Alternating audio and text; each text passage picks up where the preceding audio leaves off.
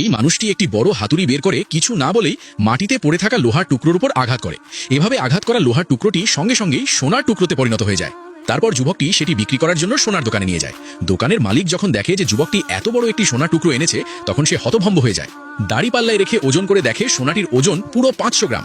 মালিক সঙ্গে সঙ্গেই সোনার বদলে যুবকটিকে 5 লক্ষ টাকা দিয়ে দেয়। কিন্তু টাকার স্বাদ পেয়ে যাওয়া যুবকটি এখন ভাবনায় পড়ে যায়, আর কোথা থেকে এমন অকেজো লোহার টুকরো আনবে। ঠিক সেই সময় সামনে দিয়ে এক অহংকারী ধনী যুবক যায় এবং বলে যে এই যুবকটি ভাঙা স্কুটারে চড়ে হোটেলে এসে শান দেখাতে চায়। এই কথা বলে সে তার প্রেমিকার সঙ্গে হোটেলে ঢুকে যায়। এই অপমান যুবকটি সহ্য করতে পারে না। সে তাকে শিক্ষা দেওয়ার সিদ্ধান্ত নেয়। সঙ্গে সঙ্গে সে জাদুকরি হাতুড়ি বের করে আঘাত করে এবং পরের মুহূর্তেই স্কুটারটি 1 সেকেন্ডে লাল সুপার কারে পরিণত হয়ে যায়। সংযোগক্রমে সেই ধনী যুবকটিও হোটেল থেকে বেরিয়ে আসে এবং এক নজরেই গাড়িটিকে চিনে ফেলে। এটি এই বছরের লিমিটেড এডিশন। তারপর যুবকটি যেমনই চাবি বের করে বোতাম চাপ দেয়, দুজন অহংকারী হতভম্ব হয়ে যায়। তারা ছেলেটিকে জিজ্ঞেস করে, এটা কি লিমিটেড এডিশন কার? এটা কি তোমার? যুবকটিও অহংকারের সঙ্গে চোখ রাঙিয়ে বলে, দূরে থাকো।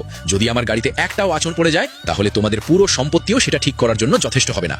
এই কথা দুজন অহংকারীর মুখে সত্যিই যেন চপেট আঘাতের মতো লাগে। এটা দেখে ছেলেটিরও ভীষণ মজা লাগে।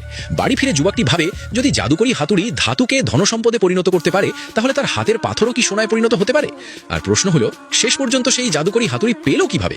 আসলে কিছুদিন আগে তার প্রেমিকা তাকে সবসময় ভাঙাচোরা জিনিস মেরামত করা একজন মানুষ হওয়ার কারণে ছেড়ে চলে যায়। রাগের মাথায় সে হাতুড়িটি নদীতে ছুড়ে ফেলে। অজান্তেই সেই হাতুড়ির ভেতরে বন্দী এক দেবতা মুক্ত হয়ে যায়। কৃতজ্ঞতা স্বরূপ সেই বৃদ্ধ দেবতা সঙ্গে সঙ্গে 3টি হাতুড়ি বের করেন, একটি সোনার, একটি রূপার আর একটি তামার, এবং পুরস্কার হিসাবে একটি বেছে নিতে বলেন।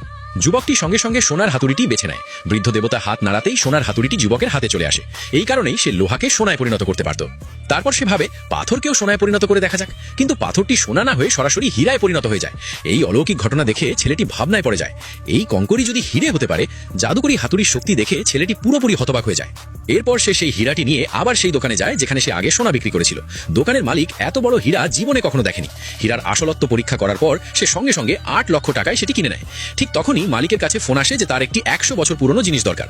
ছেলেটির সামনে ধনী হওয়ার সুযোগ এসে যায়। যুবকটি সঙ্গে সঙ্গে জানায় যে তার কাছে 100 বছর পুরনো জিনিস আছে।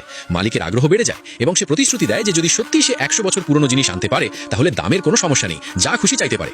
যুবকটি সঙ্গে সঙ্গে রাজি হয়ে যায় এবং তার বাড়ির একমাত্র জিনিসটি টেবিলের উপর রাখে। এখন চমক দেখানোর সময় এসে গেছে। সে জাদুকরি হাতুড়িটি বের করে জোরে আঘাত করে।